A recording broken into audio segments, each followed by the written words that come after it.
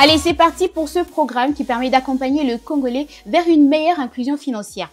Ce soir, pour ce nouveau numéro de Parlons Banque, nous mettrons à l'honneur le microfinance ainsi que leur mode de fonctionnement. Bienvenue à tous. Aujourd'hui, nous mettons la lumière sur une solution souvent méconnue, mais pourtant essentielle, la microfinance. Est-elle vraiment accessible à tous? Peut-elle aider les petits commerçants, le moment maraîchère et les jeunes entrepreneurs à changer leur quotidien? Pour y voir plus clair, nous recevons un expert du domaine qui nous dira tout sur les réalités, les opportunités et les limites de ce système. Et pour débattre de ce sujet ou alors de ce point retenu pour ce soir, nous aurons sur ce plateau Monsieur David Fidami. Bonsoir et bienvenue à vous.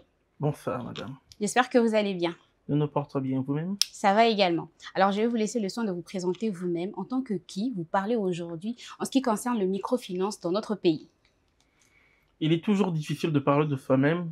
Donc, vous l'avez dit, je m'appelle Pierre-David Fidami. Actuellement, j'occupe le poste de directeur juridique et transformation dans une IMF de la place. Je ne sais pas si j'ai le droit de citer le nom.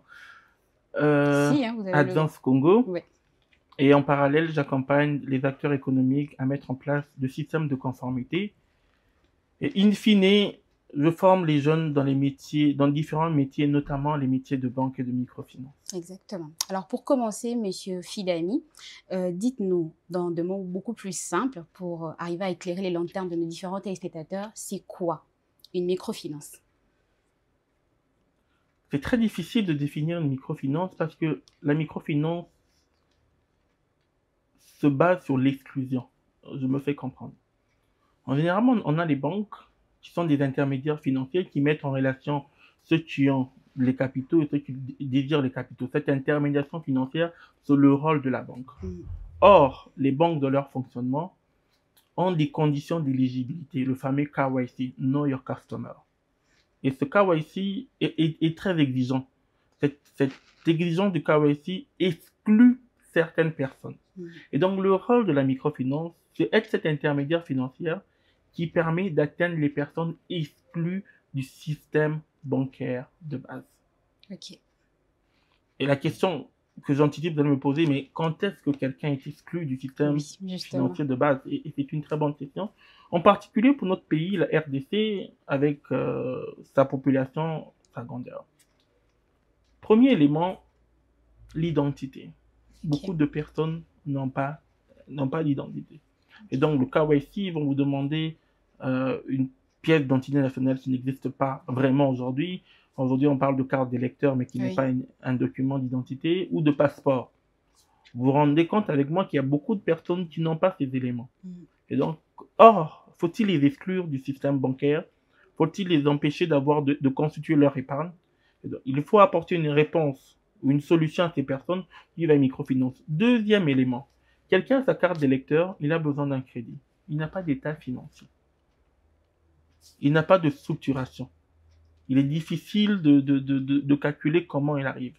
Et les microfinances arrivent avec les méthodes, et c'est la loi qui le dit, les méthodes propres à la microfinance pour être capable de répondre à ce besoin, pour être capable de financer celui qui ne peut pas être financé par une banque classique. Ok. Et donc, selon vous, c'est la plus grande différence qui existe entre les microfinances et les banques classiques? La plus grande différence se retrouve dans la mission. Mais après, je veux parler des différences structurelles.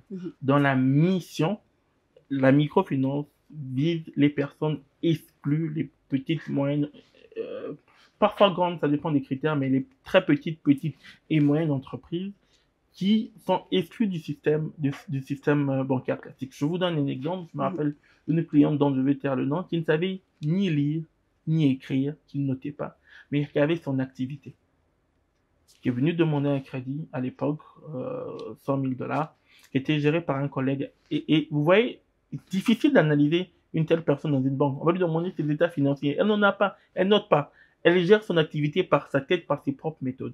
Et donc la microfinance vise, pour cette personne exclue de ce système, comprendre son système, traduire ce système-là de manière financière pour être capable d'offrir à cette cliente des produits adaptés et à son accroissement. Donc cette dame qui avait commencé par un crédit de 50 000, aujourd'hui, aux dernières nouvelles, elle prend plus de 250 000. Et la microfinance, à travers l'éducation financière, l'a appris à comment noter, à comment faire s'accompagner à comment gérer son stock pour éviter les risques d'un pays. Ok, mais il y a quand même de points communs entre les microfinances et les banques. Oui, il y a des points communs, c'est logique. Le point commun, c'est, pas pour toutes les microfinances en général, c'est collecter l'épargne et donner des crédits. Mais c'est le rôle classique d'une institution, d'un établissement de crédit. Et j'aime dire établissement de crédit parce qu'il est plus globalisant que banque. Je ne l'invente pas, je tire ça de la loi bancaire. La loi bancaire dit, voici, nous avons des établissements de crédit. Parmi ces établissements, il y a les banques, les coopératives d'épargne de crédit qui sont aussi associées au secteur de la microfinance, les sociétés de microfinance. Donc, les coopératives et les sociétés de microfinance sont appelées communément institutions de microfinance. Vous avez les caisses d'épargne, vous avez les sociétés financières spécialisées, et ainsi de suite. Okay. Vous comprenez cet ensemble qui crée cet ensemble qu'on appelle les établissements de crédit. Quelles sont les différences entre ces établissements de crédit? Je vous ai dit en termes de mission, je vous ai parlé de la mission, mais structurellement, il y a des différences. L'une des différences peut être sur le capital social. Aujourd'hui, pour faire une banque, le capital social est de 50 millions de dollars, mais une microfinance, c'est 700 000 dollars. Ok. Première différence. Okay. Deuxième différence, spécifiquement pour les coopératives d'épargne de crédit, les coopératives d'épargne de crédit n'ont pas des clients, ils ont des membres. En gros, dans les coopératives d'épargne de clients, tous les membres sont actionnaires. Lorsque tu viens, tu payes une souscription qui te rend actionnaire de l'entreprise et à travers une mutualisation, une coopération, ça s'appelle une coopérative, tu peux collecter de l'épargne ou avoir un crédit. L'autre différence, j'ai parlé des missions, j'ai parlé du capital social, mais même en termes de gouvernance, même en termes d'activité, notamment les transferts à l'international ne peuvent se faire que par les banques parce qu'ils ont le droit d'être cet intermédiaire financier à l'international que ne peuvent pas faire les sociétés de microfinance directement. Donc, voici ces différences de manière structurelle. Alors, est-ce qu'il y a des critères d'éligibilité précis pour arriver à bénéficier des services des microfinances? En général, je dirais non parce que le rôle de la microfinance, effectivement, c'est être capable de prendre celui qui peut être dans la banque. Je dis en règle générale. Mais il y a quand même des critères, non? Oui, mais en règle pratique, pour faire l'épargne, c'est très simple. Aujourd'hui, vous avez des microfinances à travers 1000 francs congolais. Avec 1000 francs congolais, vous pouvez ouvrir un compte. Mais c'est très simple. Donc, c'est assez très simple. Les KYC sont allégés. 1000 francs. 1000 francs congolais, vous avez des IMF, 1000 francs, 2000 francs. J'ai longtemps fait ce travail dans ma vie où je parcourais les rues pour dire, madame, vous voulez ouvrir un compte avec 1000 francs? Ouais, je l'ai fait. Dans ce pays même, donc c'est un peu ça, c'est ça qui va permettre l'inclusion financière à travers une formation. Alors, quel type de produit propose une microfinance? On va rester ici, dans notre pays. Quasi les mêmes que les banques, sauf le transfert international, c'est-à-dire collecte l'épargne, crédit, assurance, autres produits financiers comme les cartes bancaires et ainsi de suite.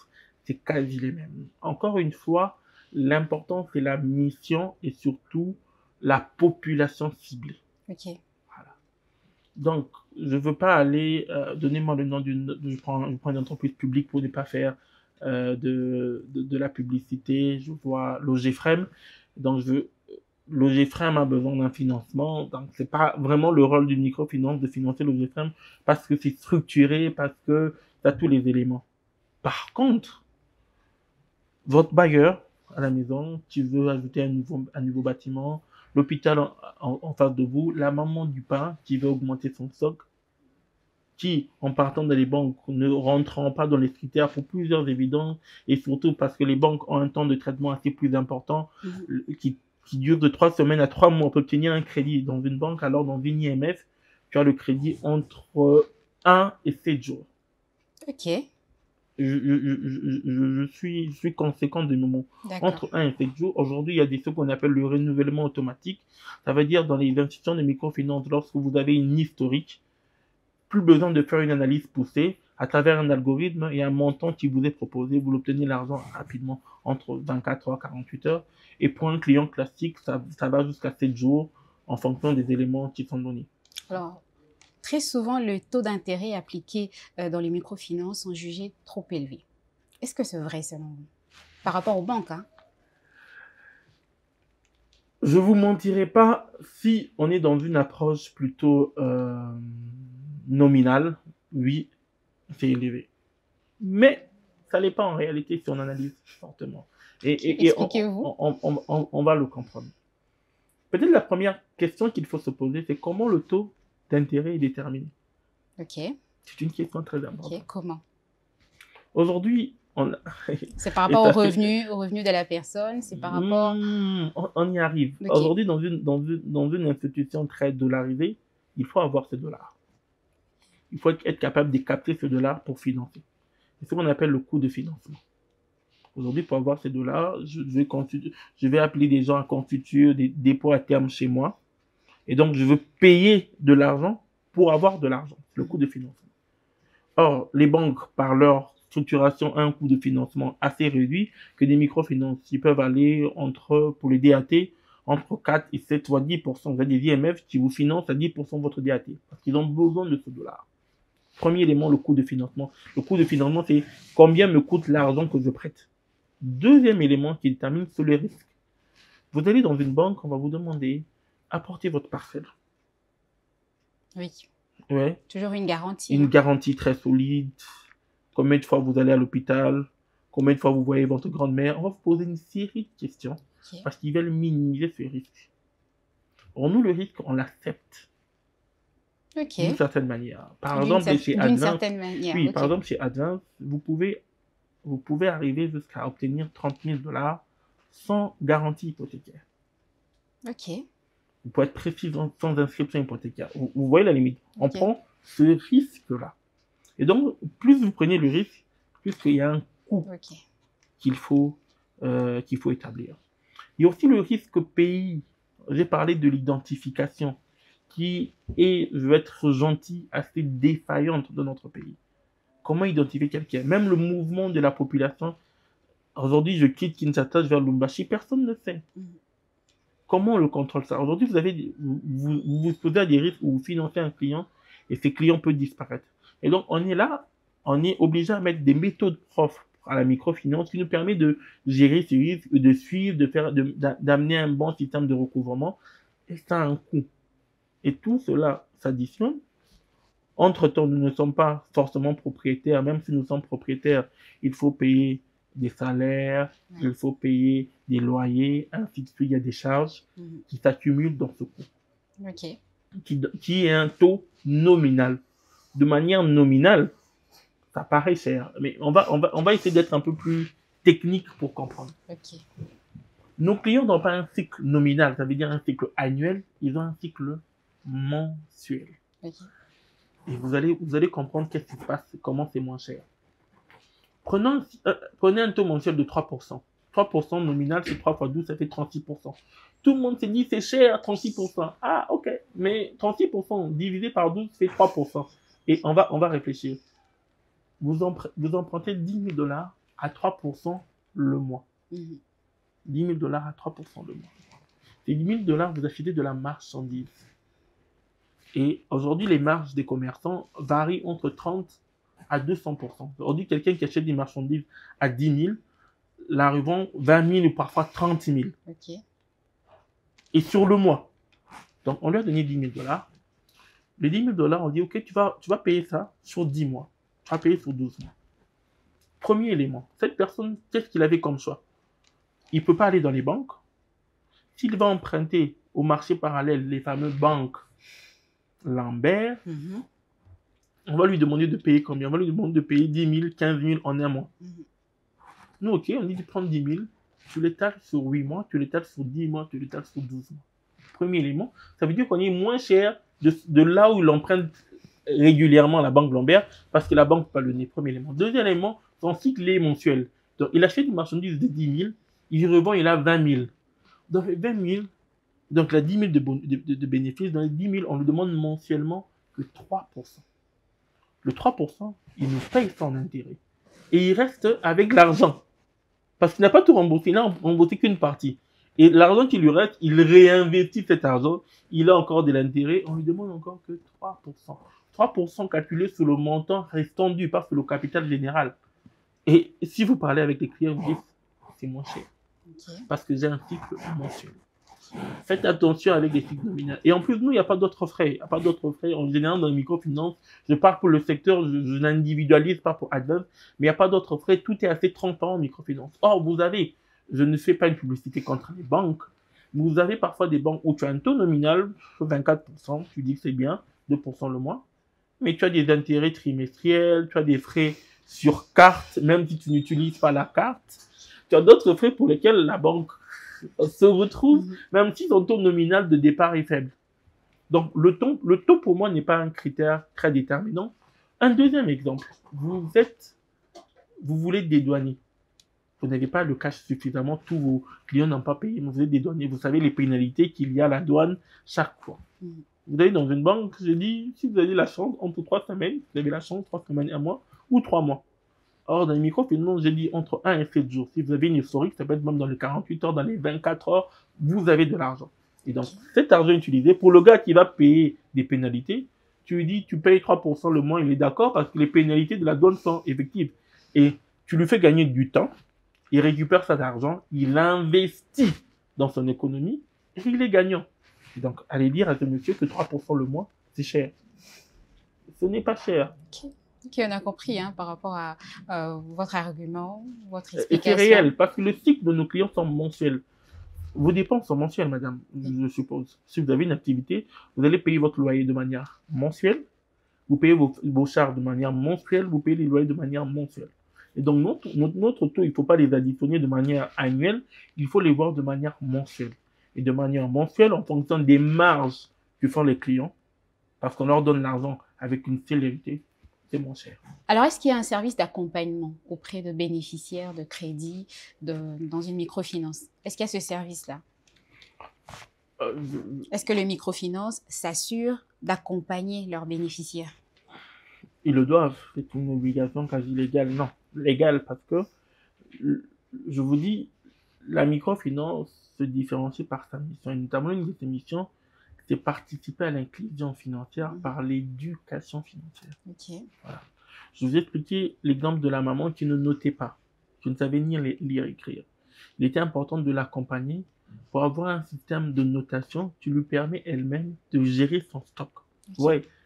Vous avez aujourd'hui d'activités qui, dans l'apparence, semblent marcher, mais du jour au lendemain, il y a la fameuse expression capital equity n'a couillé. Comment ça arrive? Parce que c'est un manque d'éducation financière. Comment gérer le stock? Deuxième élément, l'argent qu'on prête, c'est pour une activité. Ce n'est pas pour acheter sa voiture. Okay. Et ça arrive très fréquemment. Oui. Et donc, nous avons une mission de suivre ce qu'on appelle le but du crédit. Okay. On s'assure. Et ça, c'est très important. Pourquoi tu veux de l'argent? Quel est ton plan d'investissement? Et nous, dans n'importe quelle langue, c'est comme ça que ce qu'on appelle nos chargés de clientèle sont formés pour communiquer le client dans sa langue où ils se sentent à l'aise. Ok. Ok. Dans la langue où il se sent à l'aise, on lui pose des questions qu'il peut comprendre. Mais nous, après, on transforme ça de manière financière. Et donc, dans la langue où il se sent à l'aise, on lui parle, on essaie de comprendre et on lui prodigue de conseils. On lui dit non. Pour ton activité, il n'est pas important aujourd'hui d'acheter un véhicule, il faudrait plutôt faire ça. Aujourd'hui, si tu veux construire, si l'argent que tu demandes ne va pas te permettre d'atteindre ton objectif, et finalement tu seras perdu.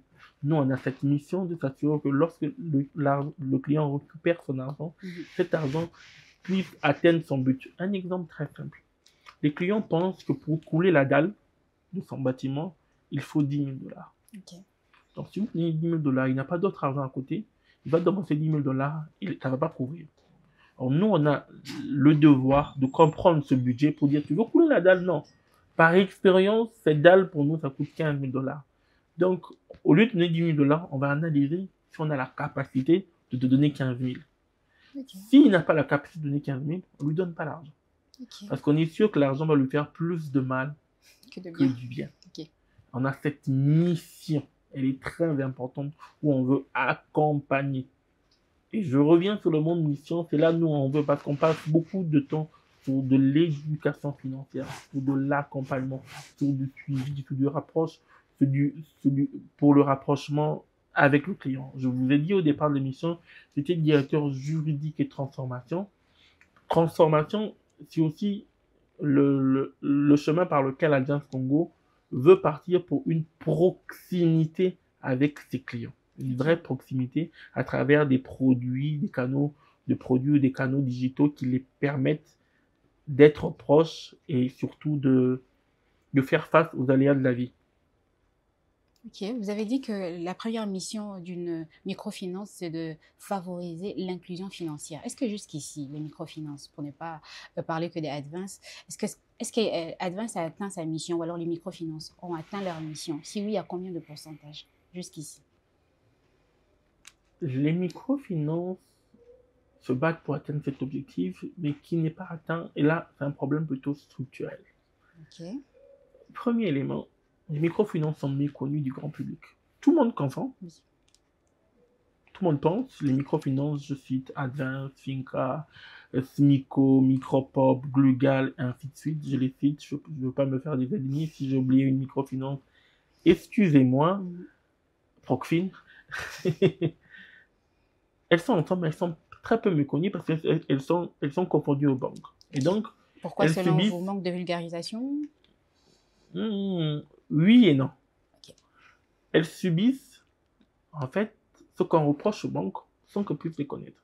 Okay. Comme je vous ai dit, vous vendez, aujourd'hui par exemple, Advance réfléchit à comment financer les vendeurs en ligne qui vendent de la maison. Qui ont besoin d'argent. C'est ça le financement. Vous comprenez le bon objectif, c'est être capable de financer ceux qui ne peuvent pas être financés. C'est ça l'objectif. Okay. Et les gens ne comprennent pas ça. Ils se disent, c'est vraiment ça le profil recherché par les microfinances. Oui. Okay. Or, ils se disent, le crédit, ça sera compliqué, ça sera compliqué, ça sera compliqué. On subit la réputation des banques. Ok. Malheureusement. Okay. Ça déteint sur vous. Et donc, il faudrait communiquer. Je suis d'accord avec vous. La communication, elle existe, mais elle est trop individualisée. Moi, je veux qu'elle soit collective. Aujourd'hui, il y a l'Association nationale de la microfinance, l'ANIMF, qui aujourd'hui, après élection dirigée par Adjan Congo à travers son directeur général Jean-Luc Mzoubou, qui a le devoir de mettre en lumière le secteur. Chaque année, j'espère que vous serez là en 2026, il y a la semaine de la microfinance. D'ailleurs, cette semaine, il y a la semaine de la microfinance qui est au Kenya, qui regroupe tous les acteurs de la microfinance au niveau de l'Afrique. Très important, la semaine africaine de la microfinance. Et en RDC, on a aussi notre semaine, notre conférence nationale de la microfinance où on se pose des problèmes. Nos problèmes sont, comme je disais, sur la capacité de se mettre ensemble pour avoir une communication globale, chose qu'on est en train de bien faire. L'autre problème, c'est plutôt au niveau de l'État, au niveau de l'accompagnement où c'est pas compris. Il n'y a pas aujourd'hui, on parlait du taux, il n'y a pas aujourd'hui d'incitation, suffisamment d'incitation fiscale pour les IMF pour faire face à la mission. En d'autres termes, la microfinance et la banque payent les mêmes impôts.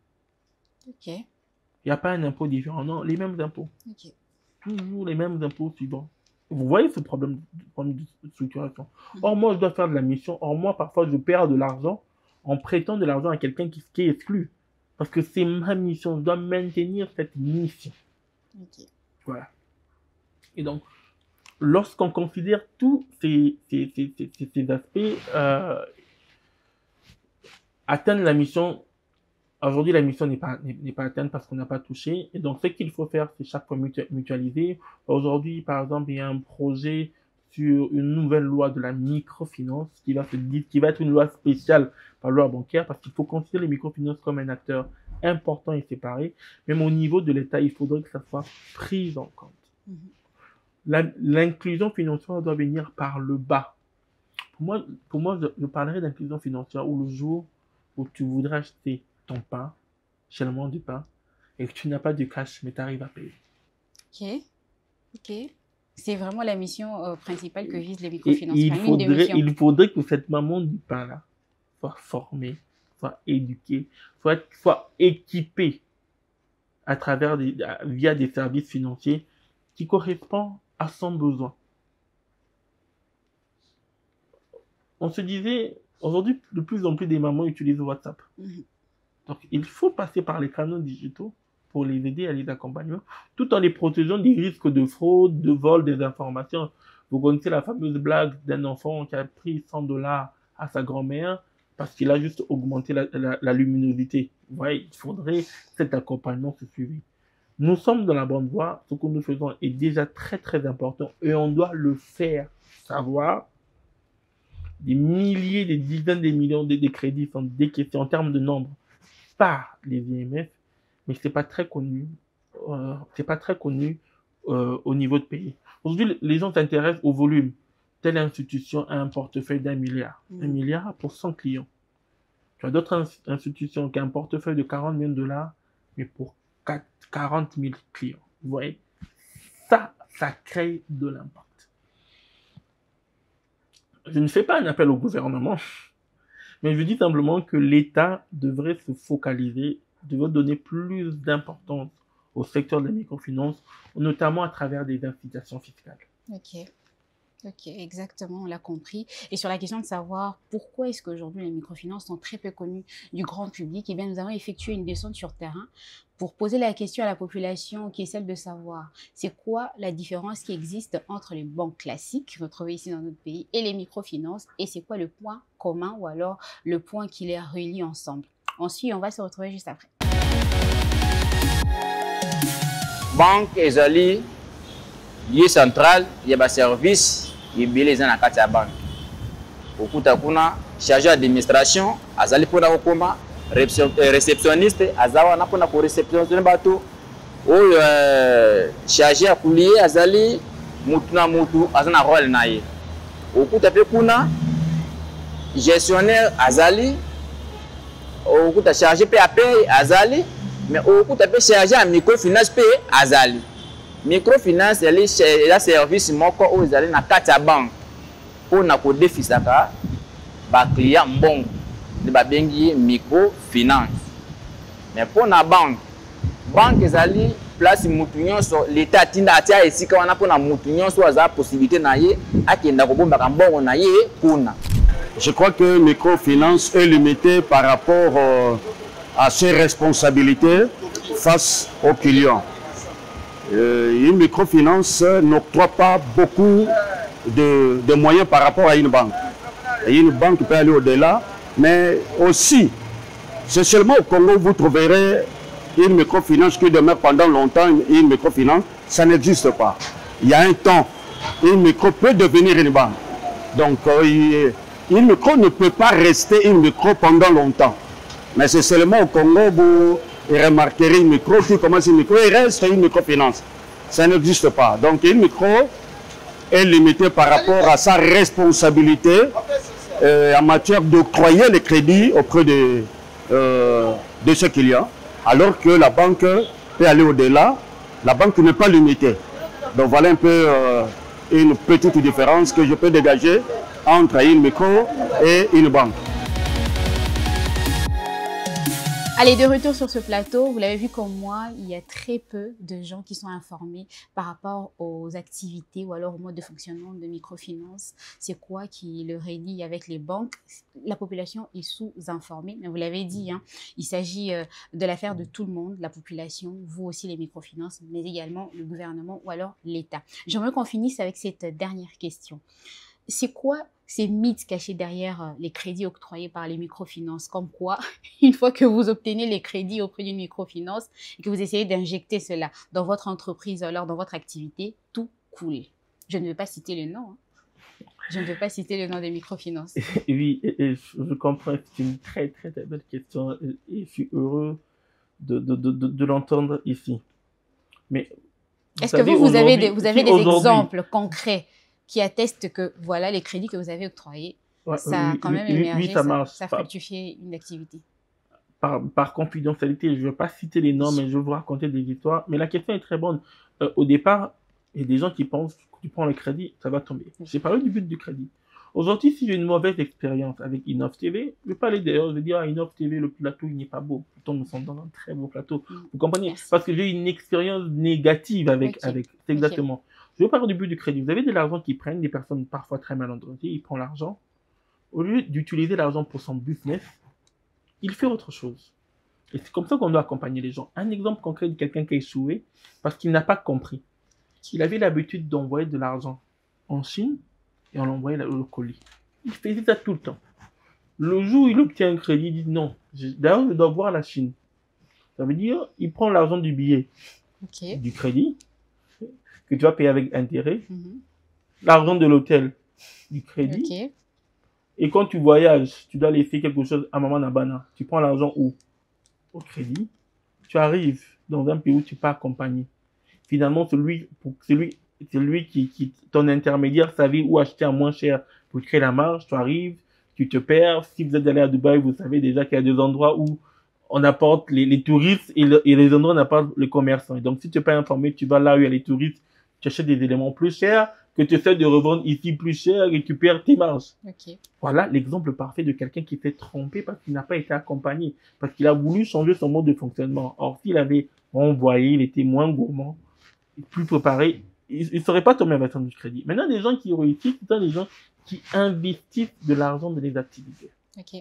Vous avez des immeubles ici, des hôteliers qui ont réussi par le crédit. Vous avez des imprimeurs, et quand je parle, ils se reconnaissent, qui ont réussi l'argent par le crédit. Je vous ai raconté l'histoire de la dame qu'on va appeler Maman Sandrine, pour donner un nom fictif, mais elle s'appelle pas Sandrine, qui a commencé avec son activité très peu. Vous avez des success stories, des gens qui, son premier crédit c'est $1000, son crédit aujourd'hui c'est 300 000. Ou quoi même que vous n'arrivez plus à le capter, vous, microfinance, vous êtes obligé maintenant de lui, parce que vous l'avez formalisé, il peut aller librement dans le secteur bancaire. Il y a énormément d'histoires. Mais sinon, on serait fermé. Advance à plus de 15 ans en RDC, toutes les autres institutions et des institutions qui ont 20 ans, 15 ans. Comment ils restent là si ça fonctionnait pas? Parce que ça fonctionne. Ce qu'on veut dire aux gens, venez. Plus vous venez, vous allez comprendre que ça fonctionne. Soyez sérieux. Écoutez ce que vous disent vos conseillers parce qu'ils sont formés dans ça, vos conseillers de clientèle, et ça va avancer. Les institutions financières ont résisté, sont résilientes. Ils ont résisté à la COVID-19. Vous parlez des différences. Les IMF ou le secteur de la microfinance ne vit essentiellement des crédits. Or, les banques ont d'autres sources de revenus, notamment les transferts internationaux, qui permettent de mieux gérer le crédit. Nous arrivons à la période de Covid où le crédit n'est plus possible. Il fallait être résilient, être capable d'apprendre de cette épreuve pour devenir meilleur. Fournir aux clients des produits digitaux qui les permettent, même quand la banque n'est pas physiquement, ou l'IMF n'est pas physiquement ouverte, de bénéficier de crédits financiers. Vous avez des IMF qui sont plus digitales même que les banques en offrant. Je vous ai dit que moi, je suis actuellement directeur de la transformation. C'est pour permettre, offrir à nos clients cette expérience. Et donc, tout ça mis en commun, on veut dire à nos clients, on veut dire à la personne qui n'a pas de crédit de se dire, viens, quelle que soit ton activité, on va t'aider à te formaliser, on va t'accompagner. Tu n'as pas besoin d'ouvrir un compte préalablement, d'avoir une historique préalable pour avoir un crédit. Non. Dès que tu viens, dans les 7 jours, tu peux être financé. Exactement. Merci, Monsieur David Filami. C'est un plaisir pour nous de vous recevoir sur ce plateau. C'est déjà la fin de l'émission. On espère que vous avez aimé ces moments passés ensemble. Ouais, les bons moments ne traînent pas, comme on dit. Exactement. Et merci parce que vous avez éclairé les différentes lanternes de nos téléspectateurs. Maintenant, en tout cas, j'espère que vous, chers téléspectateurs, vous en avez appris en tout cas beaucoup sur le monde de microfinance qui a été éclairé grâce à Monsieur David Filami. C'est la fin de ce numéro de Parlons Banque. Le rendez-vous, comme d'habitude, c'est pris pour très prochainement. En attendant, portez-vous bien et très bonne suite de programme sur Innov TV.